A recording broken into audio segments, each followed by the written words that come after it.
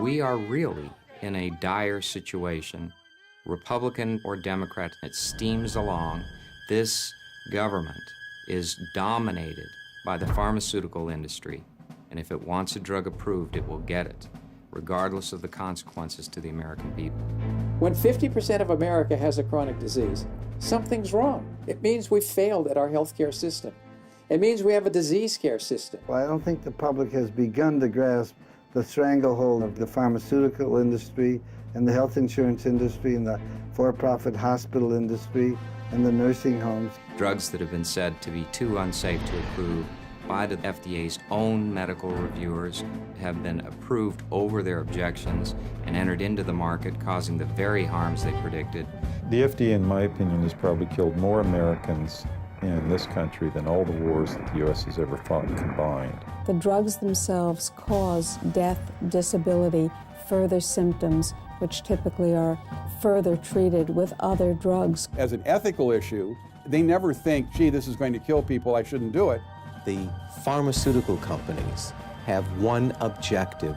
That is not the health and safety of the individuals of this country, but the almighty dollar.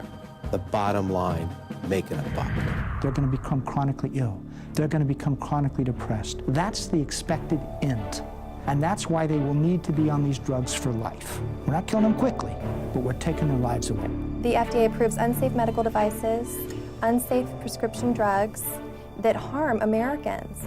And they spend any extra energy they have after approving drugs to go after natural product manufacturers to make sure that there is no competition to their client, the pharmaceutical industry. One of the oldest activities in the world is eliminating economic competitors. Food, clean, safe, natural food, and high-potency nutrients are the economic competitors to expensive, dangerous, patentable drugs. It's a war being fought in your body. We need to have a constitutional amendment. We need health freedom. We should have the right to choose the kind of care that we want. It's a corporate zeitgeist. It's much more profitable to fix things than to perfect things. It's much more profitable to chalk up hospital stays than to help people stay out of harm. Unfortunately, our Congress has not supported we the people. It's really looking at trying to support corporate America. We have to rethink our entire philosophical underpinnings.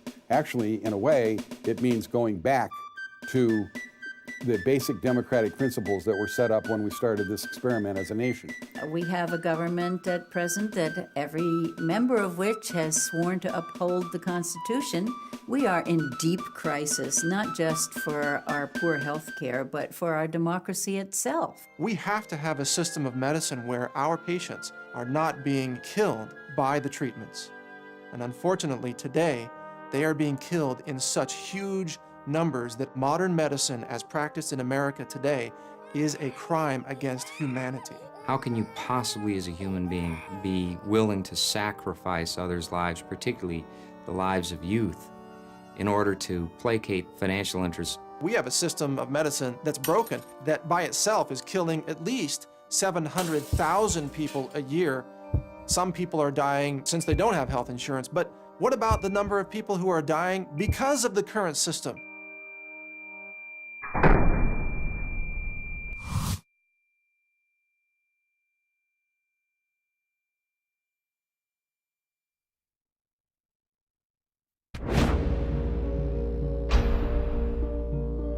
All the industrialized democratic countries have found a way to have universal health care sponsored and guaranteed by the government. $2.3 trillion, 1/6 of our whole gross domestic product, $7,200 for every person in this country, and twice as much as the next 3 countries in the world, Switzerland, France, Germany. We spend $7,200 per capita, they spend $3,200. All the measurements that we use to define good or bad in a health system, we are never near the top. Sometimes we're remarkably close to third world nations. This is not a privilege. It is a right that every human being, as a human being, has. And the healthcare system has to be organized in such a way that that is the guiding premise, and not the transformation of health care into a commodity to be sold and a profit to be made on it. Like many people, I would love to see some form of universal health care that's focused on health and care, that's focused on real prevention. But we're not getting that because of the poisons that are being injected into people, even though they're called therapies, because of the disinformation that is given to patients by our drug companies and our misinformed physicians. The number of people dying from that dwarfs the numbers of Americans who sadly are dying from lack of care. Now, my daughter went to medical school 30 years ago and was taught as an incoming medical student that 50% of hospital admissions are due to iatrogenic diseases, doctor-caused diseases. In other words, the healthcare system was admitting in training new doctors that half the healthcare problems that they were going to be facing were going to be caused by themselves. Our culture is replete with chronic disease. Every chronic disease is a massive profit producer for the people who produce drugs. Every single one of them. These things exist not so much because they were allowed to exist as because they were created. So that you can call it ADD, you can call it obesity, whatever it is, when you have people who go from the age of, let's say, 15 to the age of 65 in a chronic depressed health situation, massive amounts of profit are made off each one of those individuals. About 100 years ago, things were really beginning to change in the United States. We were changing from an agrarian economy to an industrial economy. And these titans of industry really wanted to be able to control not only the United States, but the world financial system as a whole. When the Rockefellers took over the allopathic medicine, the Rockefellers were also in charge of the oil industry and the chemical industry, and they also made an alliance with a huge German concern called IG Farben, which was a big chemical industry in Germany. So there is an interplay between what was called the money power from the early part of the 20th century, who held board positions in many of these corporations. When the Rockefellers took over the medical schools, there were many types of medical education in the United States. There were homeopathic doctors and there were naturopathic doctors who were using natural medicines to heal, and they were having very good outcomes. Once the Rockefellers took over the system, they closed down those other schools and they only promoted the sale of their drugs, they promoted surgery, and they promoted radiation. Well, there's kind of sociological theory about paradigm shift, and it goes something like this. You have, let us say, the medical community, all the doctors in the United States. They are a community, and they have a kind of mythology which is supported by everybody believing the same thing. When you go to medical school, you're indoctrinated with this it's kind of religious dogma. So if the pharmaceutical industry profits by selling medicine, but the industry profits by selling more and more of them, then the industry pays doctors to prescribe them and so on. We see a mafia-like monster has afflicted this community. So the Hippocratic Oath, the ordinary altruism of people in a community is subverted by this capitalistic pressure. This is the problem with not only the medicine people, but in all spheres of science. There is real vested interest in keeping the imperfect science because too much has been invested. And large systems have developed. It's like this $2.7 trillion part of the economy that healthcare costs represent in this country. So this investment makes it the most difficult to change anything, especially to change the basic metaphysics. Because if we did that, then it would turn out that the emperor is largely naked, and we don't really need this expansive system. Medicine's invaluable. You'd never throw it away. I have the highest respect for the technologies, for the drugs when they're used appropriately, and for the doctors themselves to want to do the right thing. But that's not the whole story. That's only what you use when it's necessary.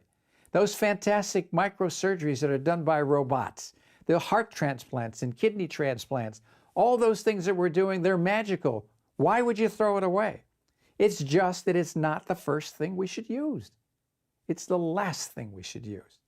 And if we come to our senses, we look at lifestyle as the medicine that has always been the medicine we should have, and certainly the medicine of the future, we're going to be a healthy country. Now, if I was in trouble and I needed allopathic care, I wouldn't hesitate to get it. But there are many paths to health care, and a comprehensive approach to health care must include integrative medicine, a complementary, alternative approach to medicine that would look at all the options. There are as many paths to help as there are individuals, but we just focus on one path in particular, and that is the allopathic practice. But practitioners will tell you that they're often limited in their means to treat many types of ailments. We clearly need health care, there's no question, but the health care that we need is more on the acute traumatic health care, where we have services that are in phenomenal surgeons and neurosurgeons and orthopedic surgeons that can address the traumas that result from being involved in accidents that cannot be altered by traditional lifestyle approaches. So if we live in a culture and in a context that is forever handing us fears and handing us diseases and pathologies that we need to worry about, we begin to incorporate those into our worldview and into our model of ourselves. Many illnesses that we see today have kind of been trumped up or exaggerated in ways that promote the pharmaceutical industry or promote various ways in which there's profit built in, rather than the kind of turning of the table and starting to look at social profit and social welfare.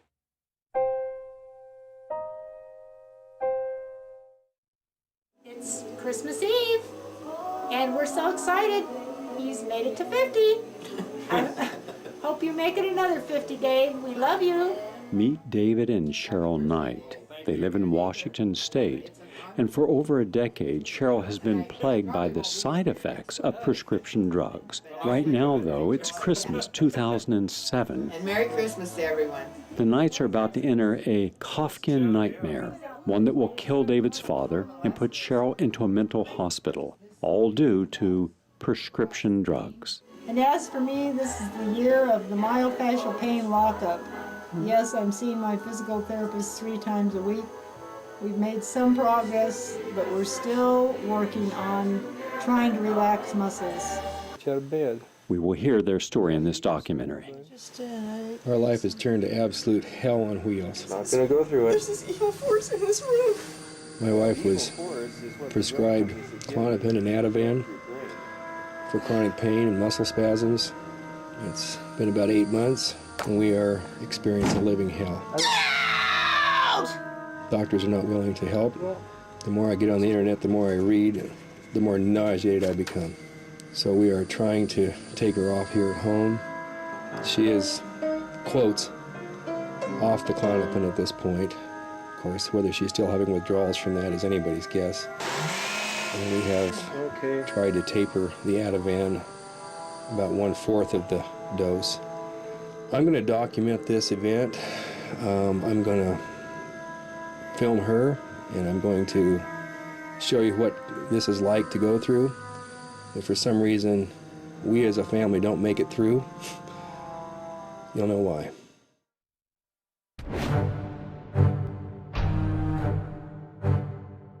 One friend of mine went to Harvard Business School, and on his very first day in class, they were given a test case that you're a drug company, and a couple of people have died from your over-the-counter drug.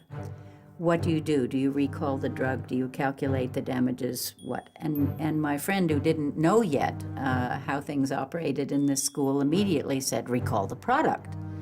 And everybody laughed in the room, and the teacher said, have you calculated how many lives you can afford to lose before you need to recall?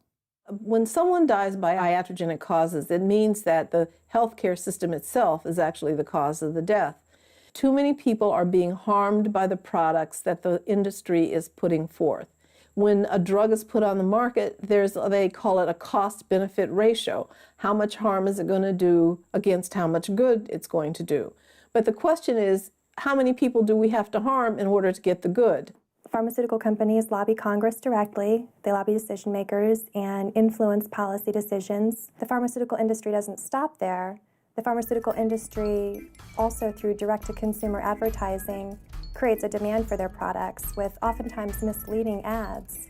When you get a delusion running, when society starts embracing a story that there are these chemical imbalances, and then they start saying, well, kids have them, teenagers have them, and they start believing that these drugs are fixing something wrong. Then the story, it just continues to get more and more out of control as financial forces try to keep on expanding the market for those drugs. So what do we end up with? We end up with people at major academic centers trying to tell us that 2-year-olds and 3-year-olds can be diagnosed, quote, with bipolar disorder and can benefit from being put on antipsychotic medications. And no other society's doing it. Everybody else thinks it's ludicrous. No one believes really it's going to end up well. We're killing the kids.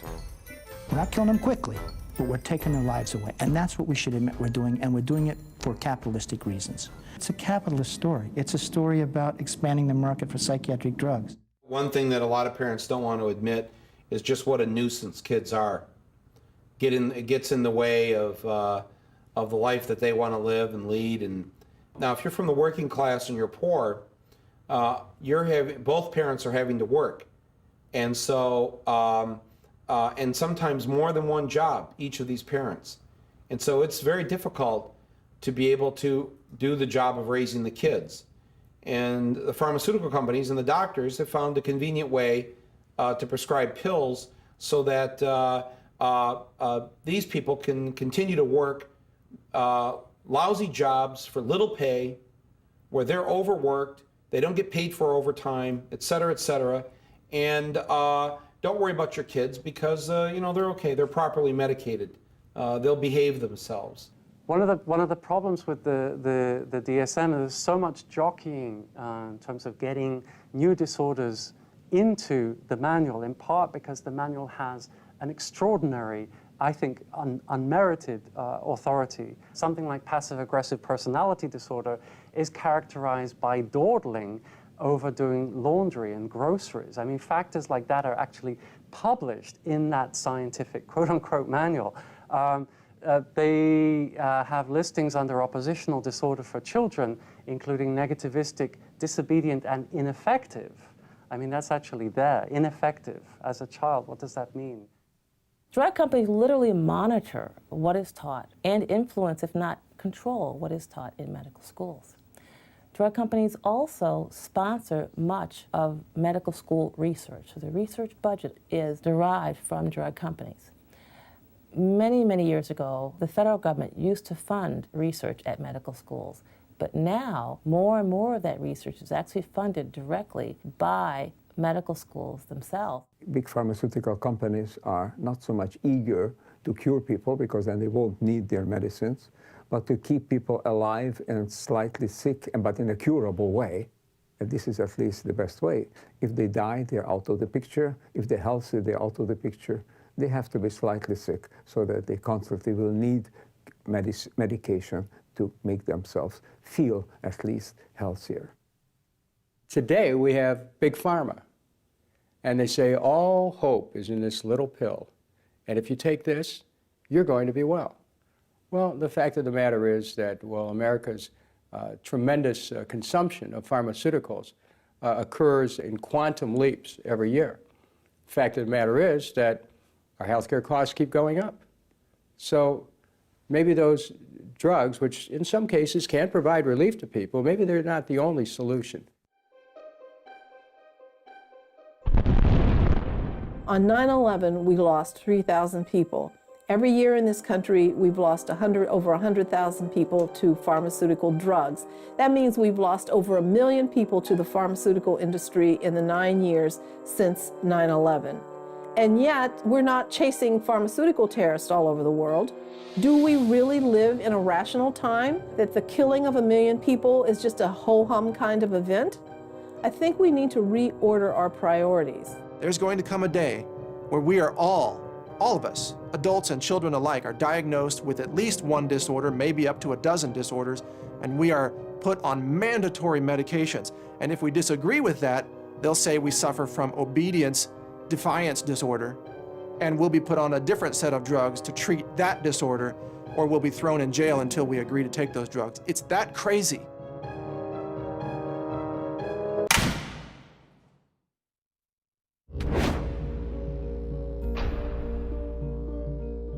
Another piece of the puzzle is the drug rep.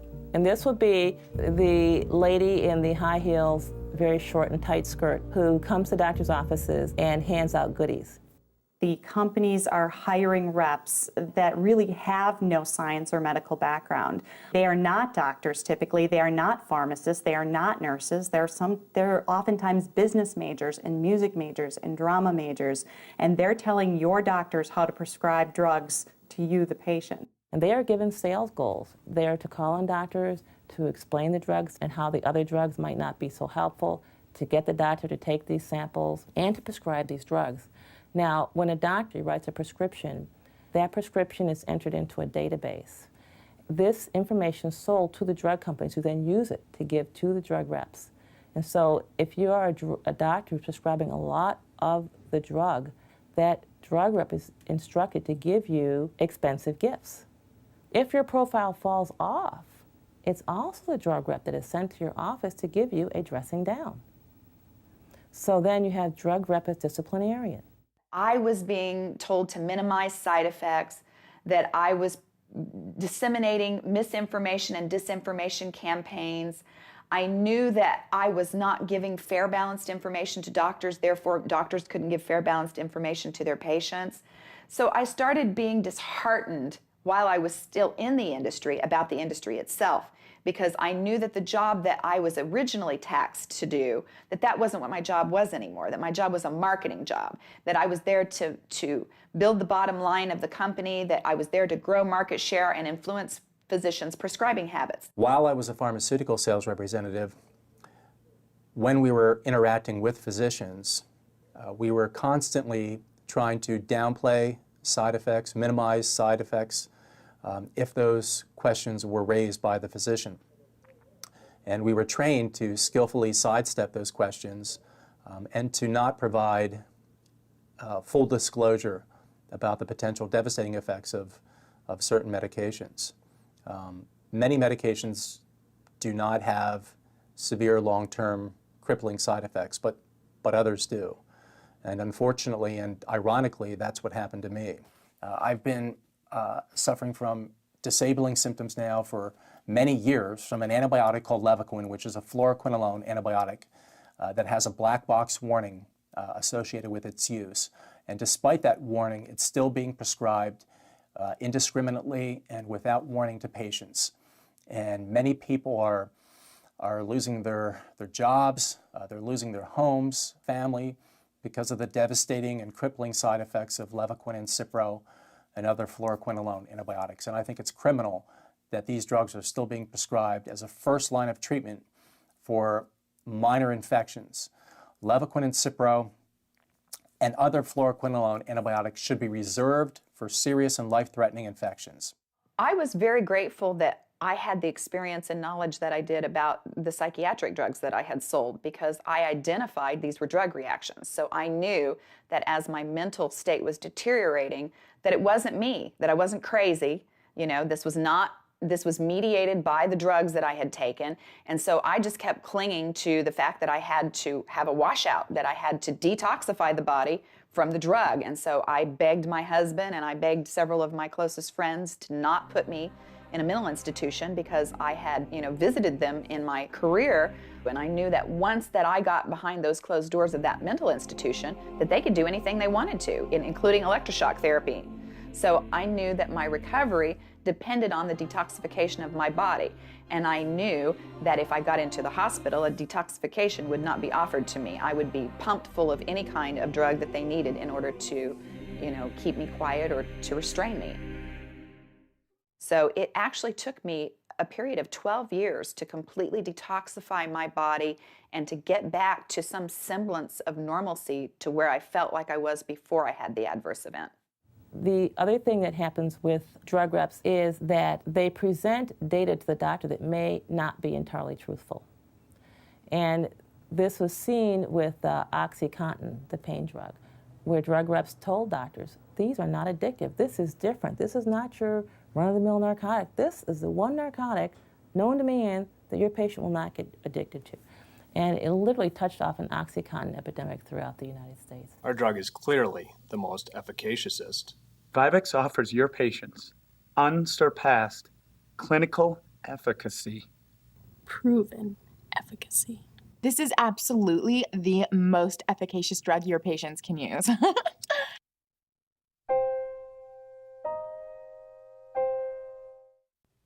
My wife has had TMJ.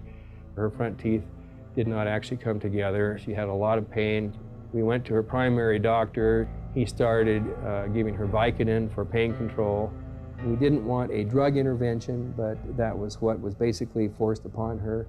Basically, she got put on benzodiazepines and Neurontin, Vicodin ES, eventually on Abilify, Remeron, venlafaxine, Vistral, just a real cocktail of drugs.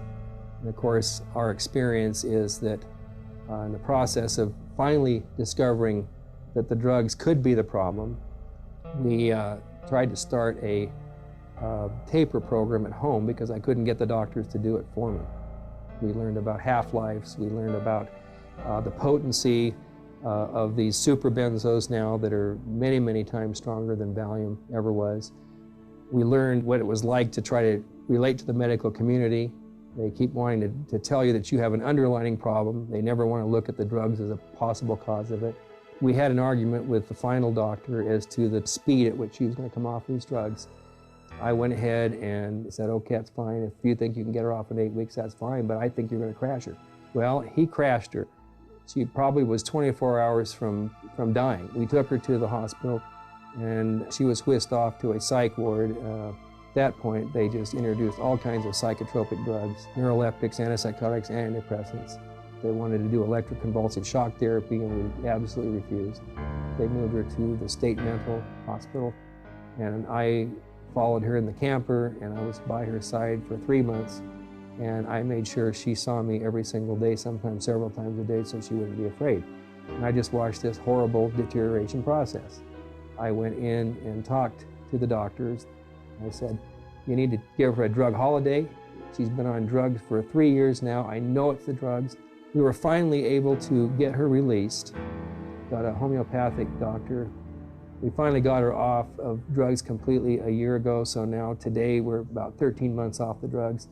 We're seeing the stock market recovery. It's up and down, and you can think you're making progress one week, the next week, you know, she's back into pins.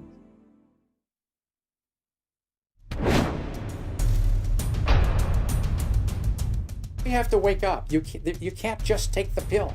You can't take that purple pill, you know, that Prilosec or that other acid-blocking drug, and go eat the whole pizza and think it's okay. A particularly egregious drug that the FDA allowed to come onto the market was called Ketek, K-E-T-E-K. It was supposed to be used for antibiotic-resistant infections. Unfortunately, it promoted liver failure. It turns out that the studies that were done to validate the safety weren't done. In fact, the doctor who was overseeing these studies received $400 per patient and enrolled 400 fictitious people into these studies and showed that, of course, none of these people had any adverse effects from Ketek because, of course, these people didn't exist. Now, here's where the story really gets bad. Even after the FDA discovered that the data submitted to them by the company was fraudulent, they still presented it to the congressional investigative committees. The result was the media picked up on this and proclaimed that this drug was shown to be safe in all these studies that never occurred. So the drug Ketek, when it first came out, by the way, was selling for over $1,000 for 60 tablets. And it's now come down to $285. The company's reduced the price. The FDA allows that drug to stay on the market. Bayer has known for years that its drug Triazole had all kinds of complications involving kidney shutdown. And Bayer did a study with 67,000 patients. Bayer failed to give their own internal data to the FDA. And before that, Bayer manufactured a blood product called Factor IX. That drug was contaminated with HIV, and an entire generation of hemophiliacs will die of AIDS and HIV. They went to Skid Row to buy blood to use for the manufacture of this product. This company positively, absolutely knew that they had a medication that was infected with the AIDS virus. They took the product off the market in the U.S. and then they dumped it in France, Europe, Asia, and Latin America. So they made a huge profit. By the way, Joe, government officials in France that allowed that to happen actually had to go to prison for it. In America, not one corporate executive for this company has been indicted or even criminally investigated by our Justice Department. Why not? I filed to the FDA what's called a Freedom of Information Act request, and I received from the FDA these reports. For Levaquin, there's been over 1,000 deaths associated with the drug. I've also filed one for Cipro that shows that there's been over 1,000 deaths associated with Cipro. The pharmaceutical industry and the FDA know that these drugs have been crippling people for months, years, or permanently, and they do nothing about it. The FDA actually had to be sued by a consumer advocacy group called Public Citizen to put the black box warning on these drugs. It was known certainly by 1985 that all cases of polio in Mexico, United States, and Canada were exclusively due to the vaccine, that stopping the use of the oral polio vaccine as early as 1985 would have prevented all the polio cases that have occurred since. So what happened? Even though this was known, oral polio vaccine continued to be given. Why? Well, the company still had unused polio vaccine. In Bowling for Columbine, we never really came up with the answer in terms of why this happened. All the reasons that were given were a bunch of BS. You know, Marilyn Manson caused them to do it. This or that caused them to do it. And none of it really made any sense. That's why I believe there should be an investigation in terms of what pharmaceuticals, prescribed pharmaceuticals, these kids were on. It's an extremely legitimate question to pose, and it demands an investigation. Aspirin kills about 1,500 people a year. Glucosamine and chondroitin sulfate kill 0 people per year. Non-steroidal anti-inflammatories kill a minimum of 25,000 people a year. When safe, effective, inexpensive alternatives are available that actually promote health, why would anybody use deadly chemicals that are expensive and sure to cause bleeding and other serious side effects and even death because the information is demonized and suppressed on an economic basis? Let's tell you the truth about mammography. It is a profit-making operation, scientifically ill-based, and women are being sold a bill of goods. Now, a mammogram, one mammogram on the other hand, is 0.2 rads, which is 200 millirads. In other words, it's 200 times the dose of a chest X-ray. So what this amounts to is a premenopausal woman getting 2 mammograms over a 10-year period will be getting roughly the same radiation dosage as a Japanese woman 1 mile away from where the Hiroshima and the atom bomb was exploded.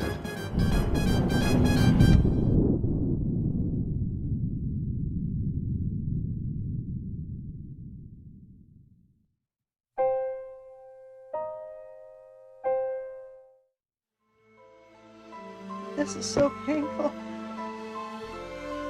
It just seems like there's no end to the withdrawals, hardly any break. Well, that's what the literature says, so you kind of have to hang in there. You're going to have some good times, though. Oh. hope so soon. Okay. I can't tell you, just don't. Tired of this misery every hour.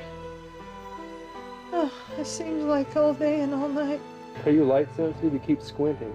Is it like you can't take the light? Yeah, it's just when somebody touches me, the burning is sensitive, and light is sensitive, sounds are sensitive. Do you know what day it is? Oh, I think it's Tuesday. Bingo. Oh, good, I got it right.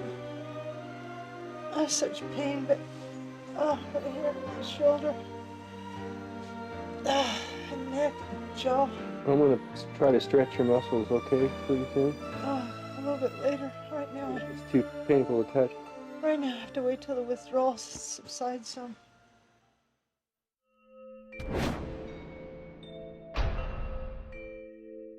Over $1 billion in the last decade has been spent lobbying the Congress of the United States by the pharmaceutical industry. That money has gone to Republicans and Democrats alike. People can still end up with insurance policies that leave them with huge deductibles and huge co-pays. They end up either deterred from going and seeking appropriate treatment at an early time when they can really manage it at a more cost-effective way, or save their own lives. It really is a troubling way to handle the system. Why did we do that? Essentially because the health insurance industry is so powerful at the level of lobbying in the United States. There are so many lobbyists, up to 4 lobbyists for each member of Congress related to the health care industry in this country. It's big money, and that big money talks. Every now and then, with a thud of a body, is some outspoken, angry family that says, hey, you know what? I think the drugs killed him. I think he died from therapy. So what happens when a person runs to their political leader and says, hey, I think my loved one has been harmed and this has got to stop? Well, lobbyist has already been there. And the lobbyist, as amazing as the gifts the doctor might seem, politicians get even bigger ones. Many of us Americans underestimated the enormous power of the corporate lobby on health care. It was a double whammy of barriers to change because you have giant health insurance companies that make an enormous amount of money out of the privatized, dysfunctional, expensive system that they benefit from. And you have pharmaceutical companies, also very big contributors to political campaigns, also with a vested interest against change. Why it is that every attempt on the part of political leadership to get something better going in healthcare, even funding children to get health care and things like that, and it's always turned down, is because we have an extraordinarily powerful lobby system in Washington.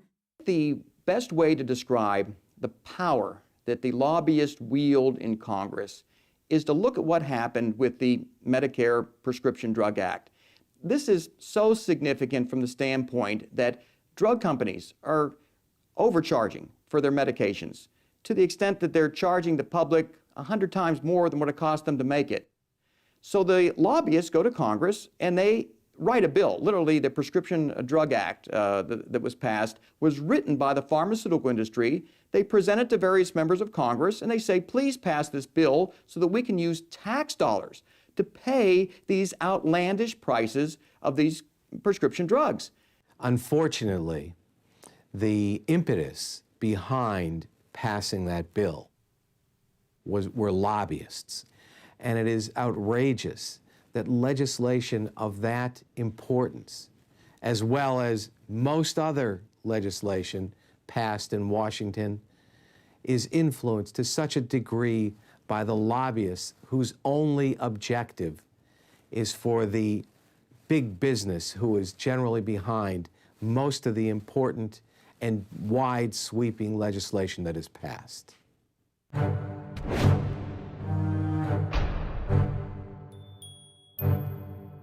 It used to be the case that many of our Washington politicians came out of the legal profession, and I'm sure people have noticed that nowadays they seem to come out of businesses. And that's no accident. So today, if you want to know who's in control of the system, you have to look at who are the people at the top of the pharmaceutical industry. You'll have to look at the people who who come in and out of the federal government. For example, who becomes chairman of the CDC, who becomes chairman of the Department of Health and Human Services. Where do they get these people from? So the question is not so much who is in control, but what is the system that they've created? Because now they have a revolving door of people who come in and out of the system who pretty much agree with how the system is working, and they're not going to really change or do anything to the system that might offend it. Most politicians, in fact, I would say all politicians, except maybe for a unique few here and there, are trapped inside a system where their ability to hold their jobs, hold their office, depends on having the support of the system that's creating all the problems that we have.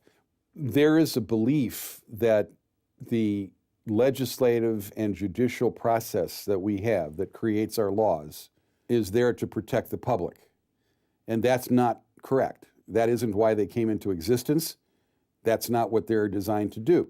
At the end of the day, politicians have their constituents, hopefully, but certainly themselves and their reelection in mind when they are receiving funds for issues, for entities that have a role to play in terms of determining legislation as it relates to health care. And so Congress has become really a threat to the health and the safety of the American people. This may sound radical, but in America, people are concerned about terrorism and they're concerned about threats from abroad. Those threats pale in comparison to the threat that is posed by our own Congress working in conspiracy with the pharmaceutical industry to deny us access to real health, to real, truthful information about the natural remedies and cures that can turn our health around and save our nation from a medical bankruptcy. I want to go back to the premise that we've got to get public decision-making into public hands, that is, into listening to the citizen. And therefore, as far as removed as it might sound to talk about doctors and medicine from this angle, I would say that a very direct health concern is the influence of private industry over all of our public decision-making. And there is a way to remove that through elections that are funded publicly by citizens, not by corporations.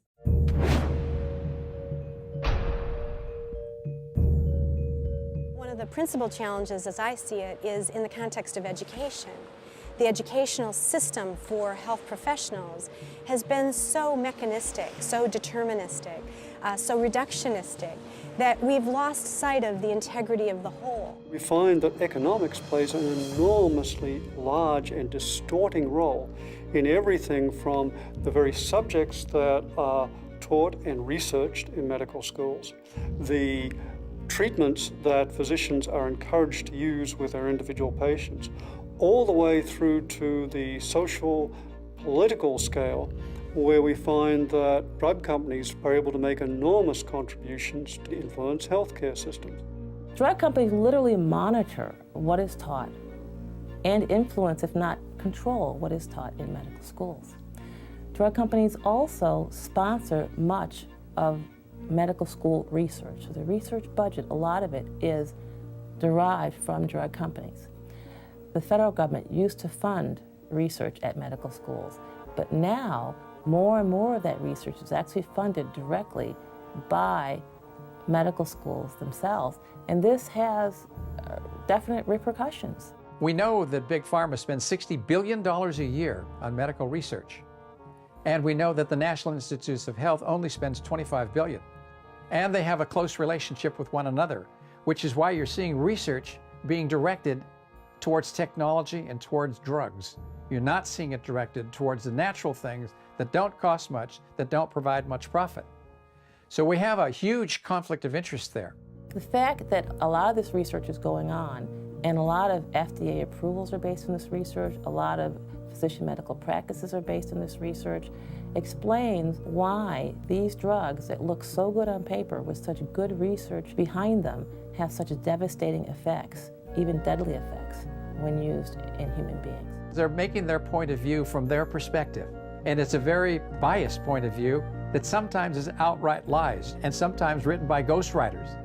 So they may pay people to be involved with the study. They may have little to do with the study. It may be a very prominent person in the medical standing. And it doesn't change the fact that if they're paid enough money, the ghostwriters come in and write what they want to and slant it the way that they want to.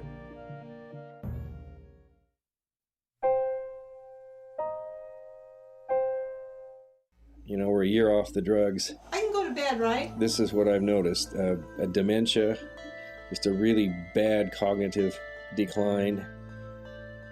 It's loud and it's ugly and it doesn't make sense.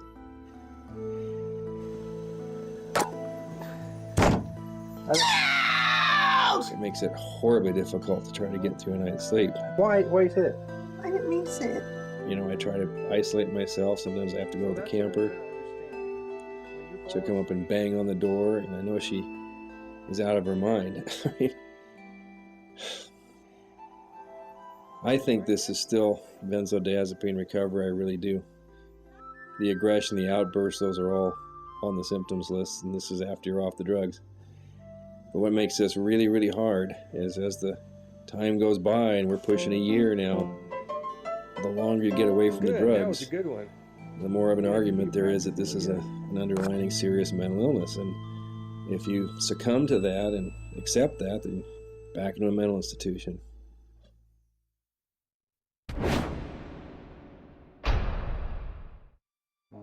Another piece of the puzzle is the federal agencies, and that would be the CDC, the FDA, Public Health Service. The FDA is a Food and Drug Administration, and many citizens believe that the Food and Drug Administration's major reason for existence was to keep our food and drugs safe. There is absolutely no question who the FDA works for. They represent the interests of the drug companies, and they viciously attack anyone who presents a challenge to that. If a company has a natural product backed by good scientific knowledge, the FDA will attack them. And the better your product works, the more aggressively you'll be attacked. You will be threatened with being arrested and thrown in jail. You'll have your products confiscated, your company shut down. The owners of these companies are so terrified that they won't speak out publicly about what's happening. Behind closed doors, they are being forced to sign consent decrees, where you must agree to admit that you're committing crimes, even though you've never committed a crime. You've only told the truth about an herb or a nutrient or even a dried fruit like cherries. You've told the truth about it, and you have been targeted by the FDA as a criminal. Now at 10, just one day after a raid on his farm, a local man goes back to selling raw milk. A Loganville dairy farmer is ignoring the state's orders to stop selling raw milk. Wednesday, state inspectors raided the farm with a search warrant. While serving the warrant, they not only put tags and tape on the coolers inside the store, they came and poured a dye inside the tank. Hirschberger promptly started selling again this morning. I think the FDA is part and parcel here of the problem. What is it? What's in it for the FDA in terms of wanting to always try to block new or alternative ways for people to get better? To have it revealed the vested interest and the hand-in-hand relationship that exists between the FDA and the pharmaceutical companies, I think the American people are finally catching on to this, and this is gonna blow the roof off this whole thing. The Food and Drug Administration is a captive of the pharmaceutical industry. It's absolutely transparently clear, and it is the subject of numerous whistleblowers' testimony to Congress. FDA medical reviewers have time and again identified drugs as causing severe adverse effects and have warned against approval. And their opinions have been squelched. They've been punished. They've had criminal investigations commenced against them, political witch hunts. They have had their science taken from them and censored. They've been denied the right to communicate at public conferences. There are numerous problems with the drug review process, but it originates from one simple reality, that the drug industry influences to an extraordinary degree the review and approval of drugs. The drug Premarin which so many menopausal women were prescribed, Premarin and Prempro, those drugs caused so many cases of breast cancer, so many unnecessary heart attacks and strokes, and yet the FDA still allows those drugs to be sold. There are safer forms of estrogen available. We don't need to have those drugs sitting on the pharmacy shelf anymore. They should be withdrawn from the marketplace, but they generate so much money for the maker of those drugs that they stay on the pharmacy shelf. And the maker of those drugs lobbies the FDA to suppress the ability of companies who make safer, more natural forms of estrogen from promoting that to the public. The FDA's deputy director of the Office of Drug Safety, David Graham, has repeatedly stated that there's this undue influence, that essentially he who pays the piper calls the tune. I would argue that the FDA as currently configured is incapable of protecting America against another Vioxx. We are virtually defenseless. It is important that this committee and the American people understand that what happened with Vioxx is really a symptom of something far more dangerous to the safety of the American people.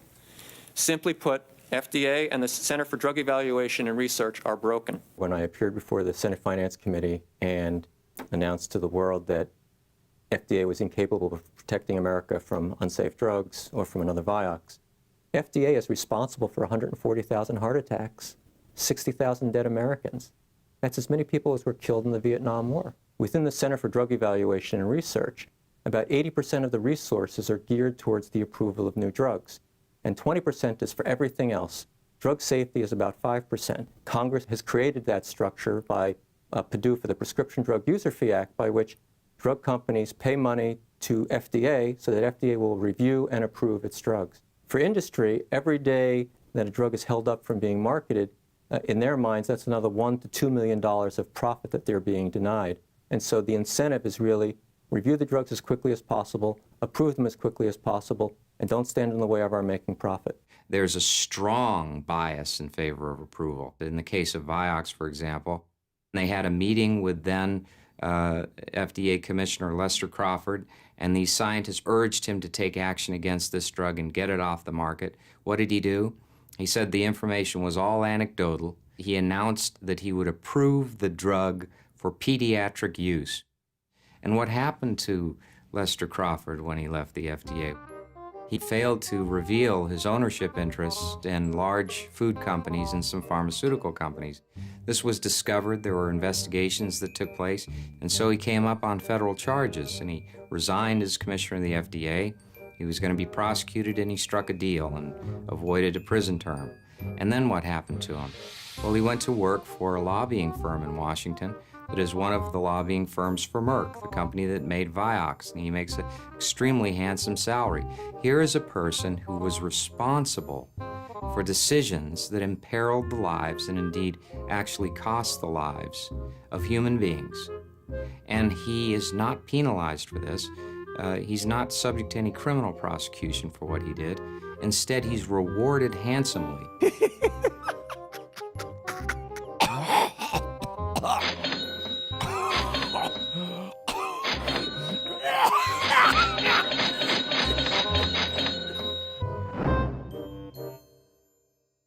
Increased levels of IGF-1 or insulin-like growth factor 1 in the RBGH milk were responsible for major increases in different cancers.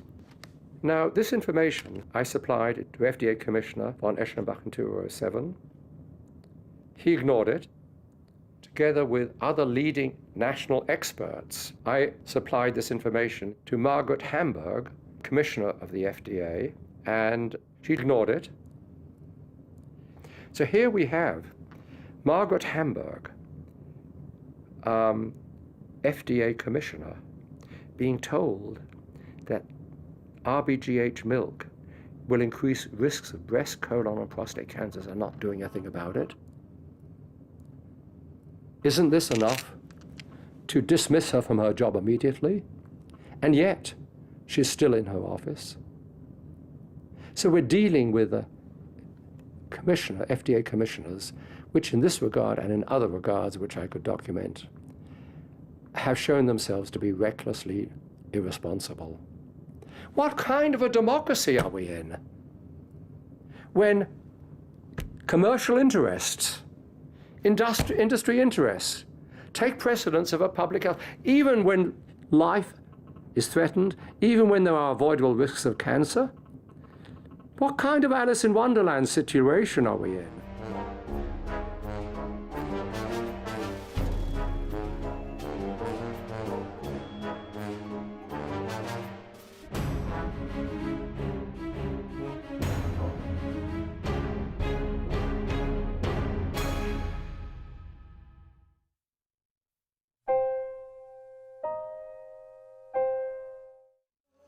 Boy, the food is scrumptious.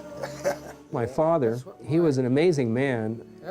He was an artist, had a wonderful singing voice, played the violin, was an outdoorsman. He and I were the best of friends.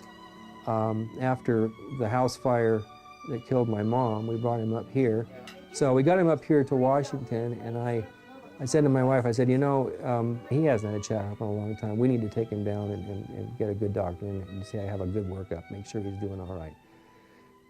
Oh, man, I regret that in so many ways.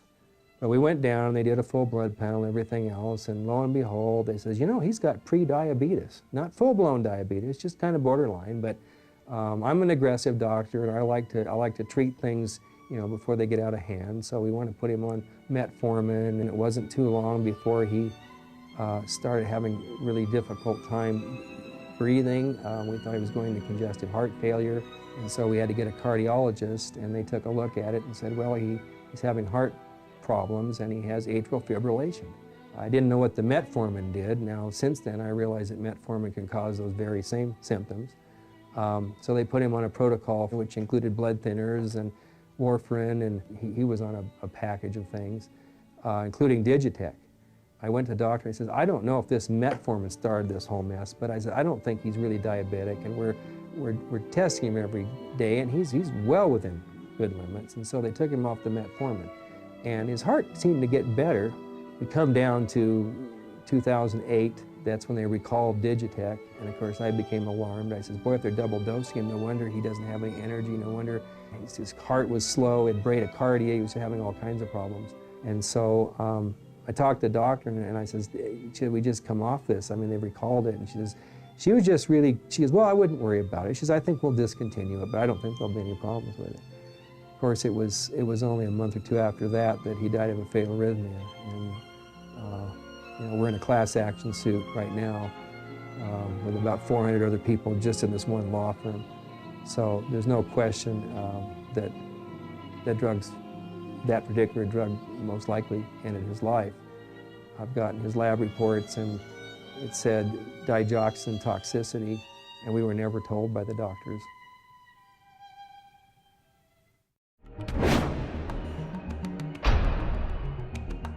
If you look at the literature that comes out of the research, and you look at say the Lancet or the New England Journal of Medicine, those are the big journals, and all of those journals have to be financed.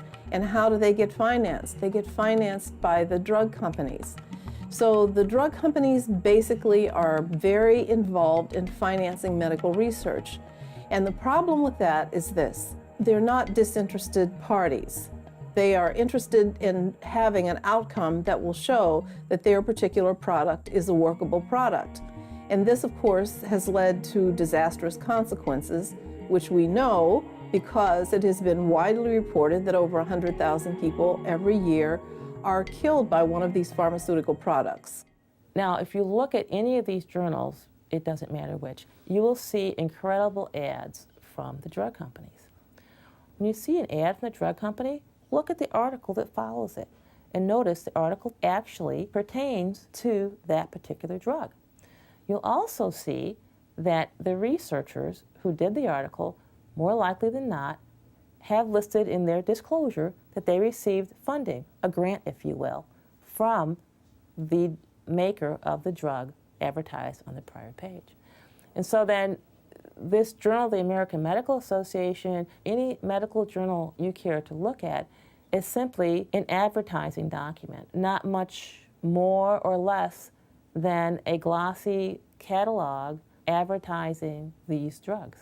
When the editor of the New England Journal of Medicine came out and indicated that there needs to be much more oversight in terms of who's publishing the article and where does the support come from.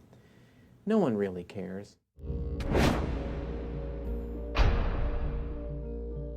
It's good to examine the relationship that's developed between America's doctors, who after all are the ones who prescribe the medicine, and America's drug company. And it is a dangerous, corrupt evolution.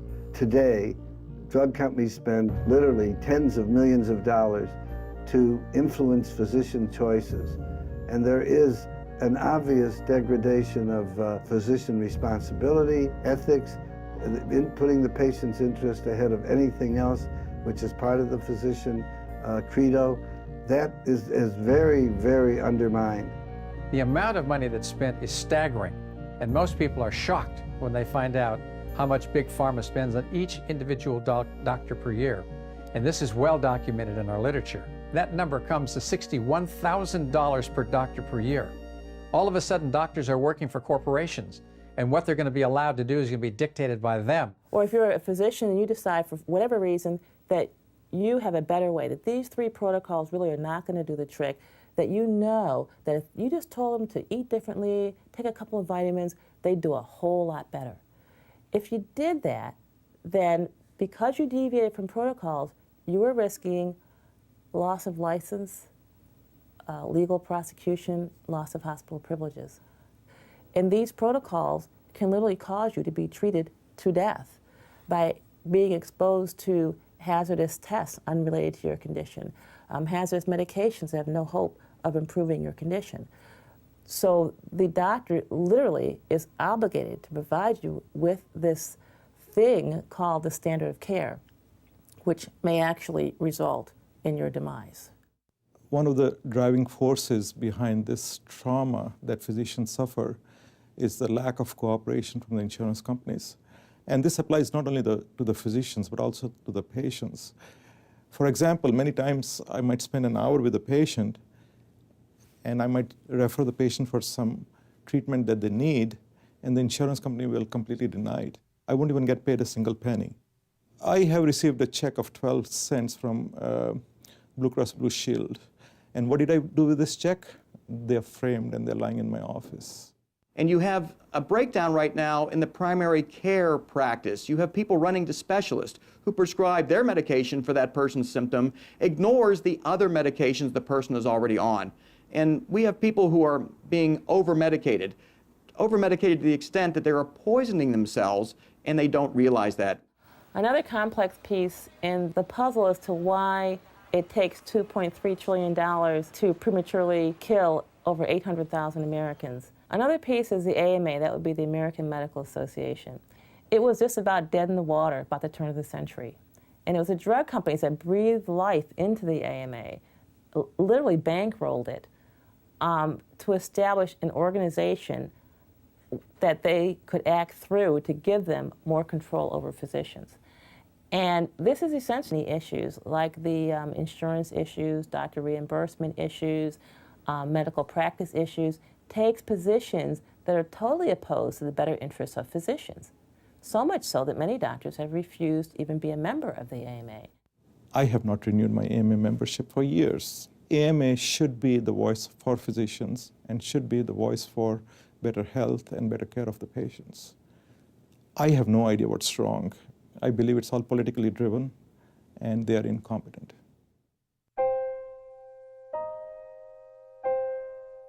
It's me, Dave, I can't function. It's not you, it's the damn drugs. It's the drugs. It's me, I can't function. No. You know, this is hell. This is torment every day. Someone's suffering every day. You're not mentally ill. You are not mentally ill. I don't have to wait to think or see if I'm going to go to hell. This is hell. I don't know. This is withdrawals. And withdrawals make you seem like you're ill. And so, going to sleep doesn't sound all that bad, does it? Don't say that to a health professional. I'm not going to take it. I can't. Why do people commit suicide? Yeah, I can see why they can commit suicide.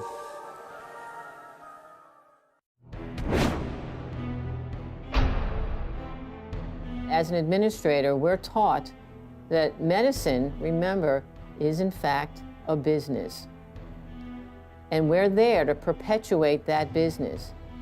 We don't really have incentive to make people well. Our incentive is to keep bringing in chronically ill people, treat them with what we've been indoctrinated to treat them with, which is synthetic drugs, radiation, or surgery, send them home, and keep them coming back over and over and over again until they finally die. And so the hospital has to make sure that this patient receives a certain type of care or level of care consistent with the diagnosis if they're going to get paid. The hospital purchases very expensive equipment, whether it's a CAT scanner, a PET scanner, and in order to make back the money to pay the cost of that piece of machinery, they've got to have X number of patients get that test every day. And they write their protocols so that that particular frequency is reflected in the day-to-day operations of the hospitals. So as an administrator in the hospital, I had over 100 staff under me that I needed to constantly oversee and evaluate. Now, again, being a nurse administrator, I saw the mistakes that physicians made, the orders that were written, and that were the wrong orders altogether to be written for a patient. Wrong diets ordered. They make major mistakes. I saw the mistakes that nurses made, the medication errors. I'll bet half of them were never even reported because it's a fear-based system. Because we get paid to do more, we have huge medical complexes that are geared up to provide more services.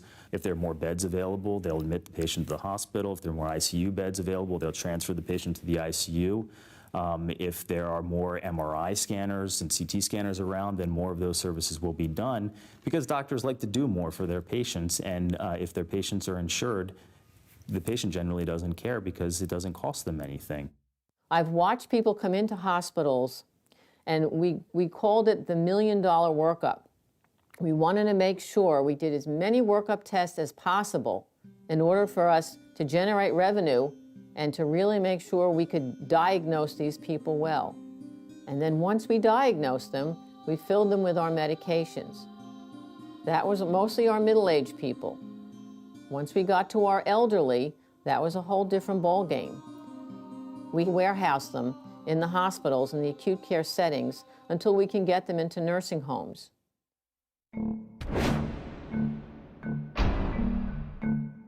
So the question remains, with all these resources, why are we doing so badly? And the answer, it seems to me, is strikingly clear. We cling to a private insurance system which has a 30 to 32% overhead. Overhead is a euphemism for profits, for advertising, marketing, and spectacular salaries to their executives. And of course, huge amounts of money distributed to their investors. And the end result is 47 million people uninsured, and that means bankruptcy, for example. 1 out of every 2 personal bankruptcies in this country are related to medical bills and the associated illness. People can still end up with insurance policies that leave them with huge deductibles and huge co-pays. They end up either deterred from going and seeking appropriate treatment at an early time when they can really manage it at a more cost-effective way, or save their own lives. That's the way the system is set up. The health care bill that passed provided reform within the context of a for-profit system. Did it make some progress? Absolutely. I mean, when you tell insurance companies, look, you have to cover young people on their parents' policies up to age 26. You're gonna have to cover people if they have pre-existing conditions. That's progress. But the truth of the matter is that there's a reason why America ranks 37th of all countries in the world in terms of the quality of health care, despite the fact that we spend twice per capita. It's because this for-profit system makes health care about bean counting and not about human beings. We made a step in a direction of reforming the for-profit system. But the truth is, we need to set that system aside someday and have health care as a basic right, not a privilege based on ability to pay.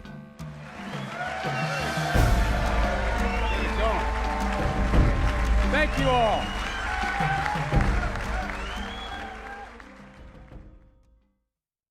There's just no question that there are injustices, that many people who are underinsured or non-insured are not receiving the type of care that they need. But the problem with the proposed solution, not the proposed, the solution that's passed and is now part of the United States law, is that it perpetuates the same craziness and nonsense that has been going on for decades in the United States, which is actually accelerating and catalyzing the degenerative diseases in this country, because the focus is on really using drugs as symptomatic treatment for diseases rather than addressing the underlying causes of diseases. Let's look at who's making money in medicine.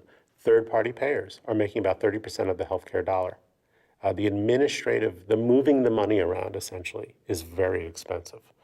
This is honestly why I'm a believer in the British health system, where there's actually a public health system and a private health system. It gives people choice. It gives clinicians choice as to where they want to work. Is it perfect? No. Is it better than where we are? I think so. As far as I know, HMOs are private entities that contract out with Medicare. Basically, they are brokers. If Medicare gives $100 per patient to a particular HMO for care of that patient for the whole year, you would expect at least 90 cents of that money would go to patient care. But I don't see that happening. For an HMO, it is in their interest to hold on to that money because that goes into their pockets. I know health insurance companies have had a lot of sway, and they have a gazillion lobbyists right now doing everything they can to sway things in their direction in Washington. I don't like the idea of a corporation deciding how many sessions I should have or how I should be working with any given patient. But not a day goes by that I don't get a rejection for a medication that I felt was in my patient's best interest, or a treatment that was rejected by the insurance company, and they say, we would prefer you to use a different medication or a different screening procedure or a different interventional procedure.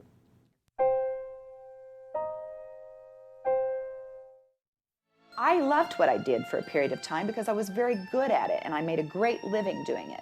But once that I lost my niece and I really went into the literature and started looking at the clinical data, that's when I got compassionate. That's when I got pissed off, because I knew that the manufacturers knew that the drug that my niece committed suicide on was 8 to 10 times more likely to cause suicidal ideation than placebo in clinical trials.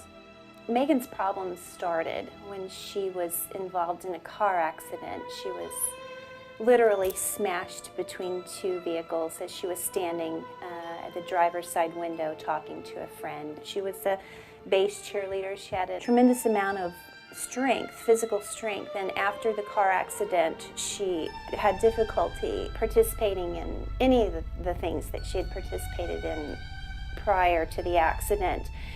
And she got depressed. She had been put on several different medications for pain and depression. She was in her first year med school at Indiana University, and she was preparing to take her finals. And she wanted to stay awake in order to study. And she goes to the convenience store and gets ephedra to keep her awake so she can study. I was in Texas and she was in Indiana, and I get a phone call from her saying, "Mom, something's wrong. I can't go take my finals because I can't, I'm hallucinating. Everything is black, white, and red, and people are flying in the sky." And I said, "Okay, I'll be there. As soon as I can get a plane, I'll be there." In the meantime, my mom, who lives in Indiana, called Indiana University and said, "My granddaughter can't attend finals. What do we do?" And Indiana University says, "Well, we require a physician's statement. You'll have to take her to the hospital or the doctor in order for her to be able to take her finals." And so my mom took Megan to the emergency room. The physicians at the emergency room convinced Megan to admit herself to the psych ward, and that's where they kept her for a week. I got to the hospital, and for 3 solid days, They refused to let me see the doctor. My daughter's in the psych ward. She's 18 years old, and of course I'm pleading with them, I need to talk to the doctor.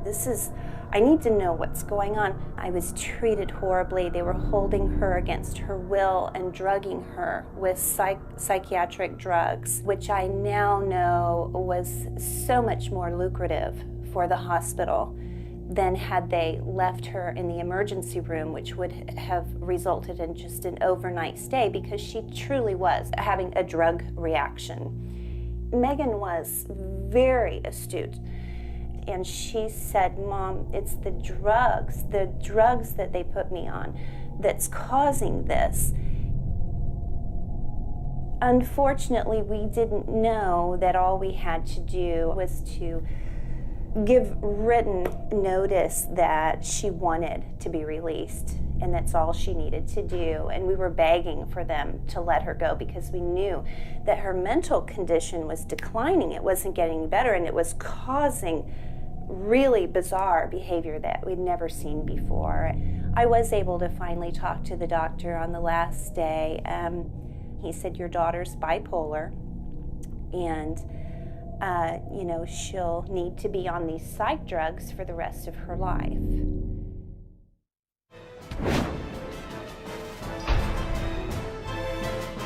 If you look at the advertisement for drugs and pharmaceuticals on the TV stations, it's a pretty penny. It's a fair percentage of their revenue. And for them to speak out or even broadcast news that would in any way alienate or damage the credibility of the largest advertiser is simply foolish. This monopoly of conventional medicine has been propagandized by our mainstream media. The media is supposed to question things. It's supposed to be skeptical. It's supposed to ask the questions as a proxy for the public. But when it comes to conventional medicine, and especially vaccines, the media is blowing the horn of the pharmaceutical industry. As an award-winning journalist, I'm very upset at the practices I see going on in reporting today when it comes to reporting the actual causes of disease in the American public. And I find that journalists are accepting press releases, they're accepting public relations rather than reading the actual science. The direct-to-consumer ads are another area that are incredibly inappropriate. There are only two countries in the world that allow direct-to-consumer ads, New Zealand and the United States. They spend $5 billion a year on direct-to-consumer ads to try and convince you that the products that they're selling are products that you need. The medical industry doesn't call what it does propaganda, it calls it advertising. It shows healthy people and it shows healthy people doing healthy things. But in the background, there's this message to tell you that this drug is very dangerous. Your teeth may fall out, your bones may crack, and you may develop cancer. However, this drug is going to be really good for what we're telling you. So the American people have to take their risk, because now the pharmaceutical industry can absolve themselves because they can say, well, you knew the risk, but you took the drug anyway. And the connection between our human anxieties and this pseudo-solution, which is the product that you're supposed to buy, which will solve that for you, is the big lie. And it's told over and over and over again. It's one of the principal things that has gotten us into this mess.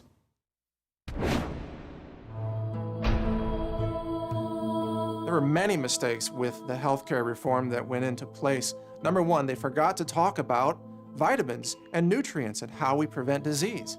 And then secondly, they took away more freedoms.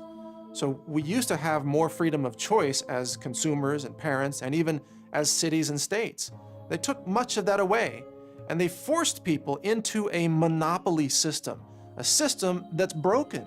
It does not work except to create profits for the companies that benefit from disease and suffering. The Healthcare Reform Act, like all of the governmental regulatory structures in place, it puts a stranglehold over medical innovation. We have the federal government coming in and telling doctors what they're allowed to do. It restricts patients from choosing therapies that may be more efficacious.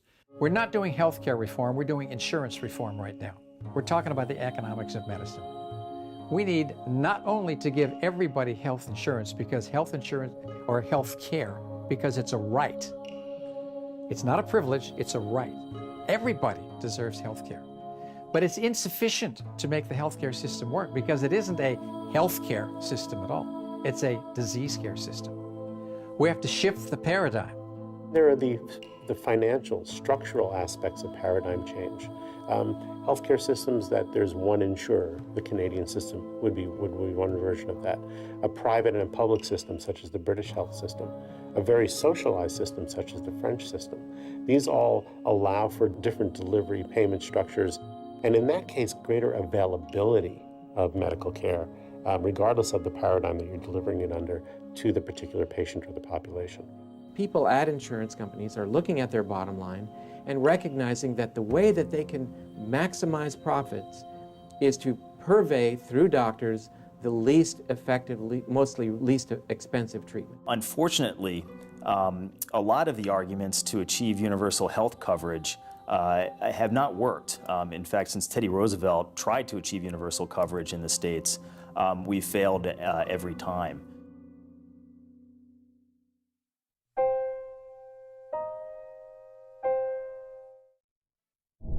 What happened the day Meg committed suicide was Meg had taken her shoestrings and tried to hang herself from the ceiling fan. And the ceiling fan came down on top of her head. She carried the ceiling fan out to the garage and came back into the house and took an oil lamp and poured it on top of her head and set herself on fire. And when she did that, she called 911 and immediately got into the shower, which was the worst thing that she could have done. She was standing on the lawn waiting for them to get there. She had third-degree burns over 90% of her body. She had to be cremated.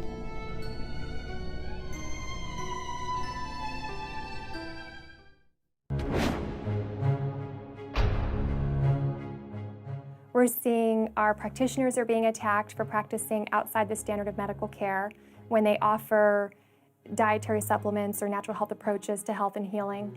We're seeing our industry members being attacked, for example, by the FDA, being told to pull products from the market. We're seeing consumers really perpetually being kept in the dark because the information that they can access about the benefits of a natural health approach are so totally limited by current law. So much of what's been going on is kept under wraps because practitioners are forced to sign consent decrees. Behind closed doors, the FDA will threaten and coerce them. They have sort of a large hammer, enforcement hammer, they'll hold up, and therefore these companies don't oftentimes come out and share publicly what's been going on. The mechanisms of communications about the alternatives are blocked. The framework of passing laws about the alternatives, let's say create a preventive health policy, are blocked. All of this creates an individual who's at the end of an information and power system that gives them a very, very limited number of choices. AMA is the foundation of allopathic medicine. Prior to that, we practiced homeopathic medicine, and there were 3 times as many homeopaths as allopaths. What we need is, yes, we need reform. We need to understand that allopathy, homeopathy can exist, that naturopathy can exist, that registered dietitians, that clinical nutritionists, that massage therapists, that acupuncturists, acupressurists, all of these modalities have a place in medicine. And wouldn't it be perfect to make it a partnership of medicine? So I did a little research and I discovered that homeopathy used to be taught in medical schools all across the United States. Well, you certainly wouldn't find it there now. It's considered very alternative and very suspect by mainstream medical people. But the fact is that it was capitalist business interests that made offers to medical schools across the land to move all of medical education into drug-based medicine education.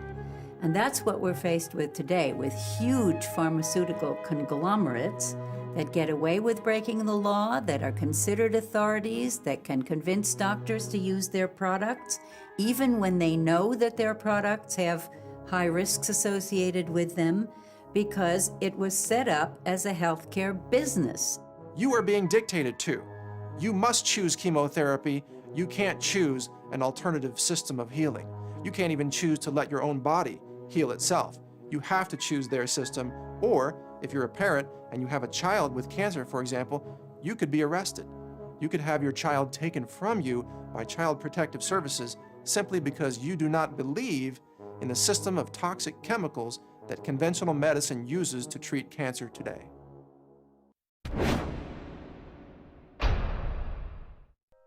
We live in a world that has about a 6,000-year history of empire-building mode. That's the economic and political mode that humans have been in for that long a time. It is in the business of building hierarchies that command and control everything below them. I'm an evolution biologist, so I look at healthy living systems, and healthy living systems are holarchies, kind of like onion skins or Russian nested dolls, where living systems exist within each other. Every one of your up to 100 trillion cells as part of the negotiations, and the whole thing functions beautifully like a highly evolved ecosystem. And when you have hierarchical social systems, it almost forces lying and deception, because there's the whole problem of keeping yourself in power. 150 million people now are buying out of the dominant, mechanistic, materialistic health system and going into natural alternatives, organic foods, and so forth. If we had a national policy, for example, that promoted a natural health food approach, biodynamic or organic approach, as a part of national policy, we could improve the health of people in this country enormously.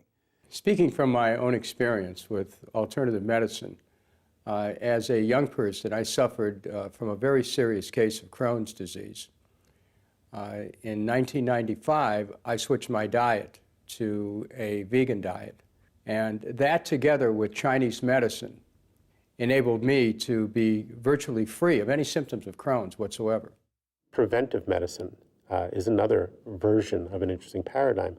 Can I prevent diseases? Can I work with a patient long term and prevent diseases? The old Chinese system of medicine was based on that. When the patient got ill, you actually made less money as a physician than if you kept the patient out of the hospital. Whether it's in yoga science or forms of meditation and proper diet and lifestyle, all of this, to break the dominance of an ego-based culture that is taking us down, disintegrating us, and causing our vast medical problems. As long as we think that everything can be fixed by mechanical fixes, by mechanical I mean of artificial fixes, then we'll turn to physical means, to chemical means, then we'll end up by spoiling our life because we become dependent on that. We'll end up by spoiling our environment because we are overloading it with artificial, unnecessary, synthetic materials.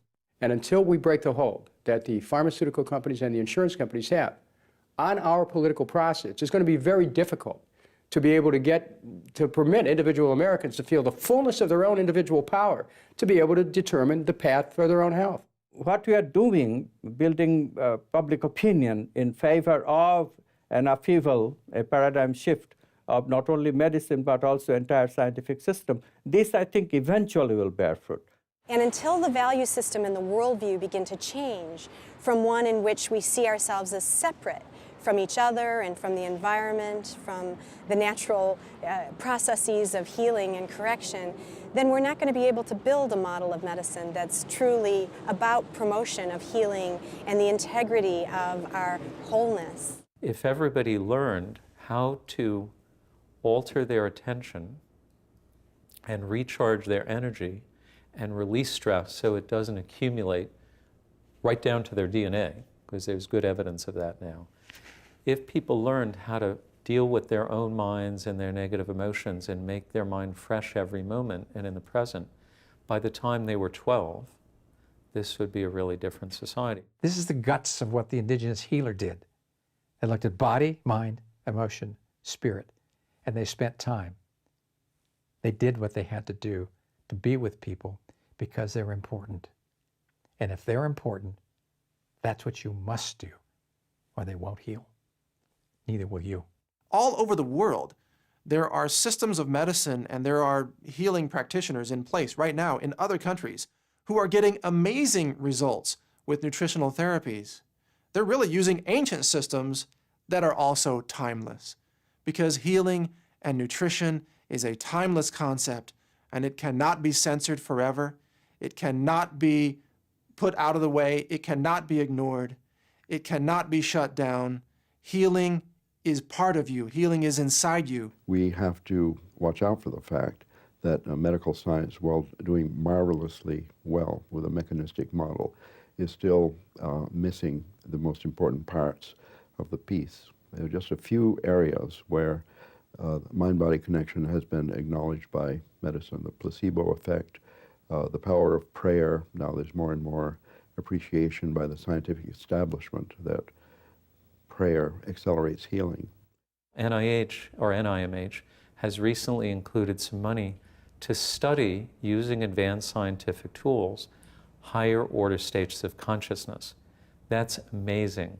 We now understand through science the interrelationships of the mind and the body and the role of thoughts and feelings in our cellular life. It's actually 180 degrees different than the allopathic model. And if we feed the body with the proper thoughts, which is a form of nutrition, we can really start to move into a true holistic model of creating health. We'll become creative, we'll change our lifestyle, we'll change our economics, we'll change our health procedure, but it has to come from a groundswell of popular movement. Everything you do, the smallest cause, can produce a huge change in the outcome. So it melts down here, and it's going to firm up over here. And when it's in the process of firming up over here, that's when you can meddle with it a little bit for better or worse. Try to improve your chances of survival in the outcome in the new system. If we are going to lead healthy life, we have to reestablish our coherence. We have to recognize that all coherence has to do with the coherence that we have with others around us and with the environment. We have to regain harmony. That, I think, is the key. After being taken off 20 pharmaceutical drugs 16 months ago, Cheryl Knight is improving. Cheryl continues her recovery with the help of her husband, Dave, in Washington State. It's just someone's actually listening. Isn't that amazing? Someone's actually listening.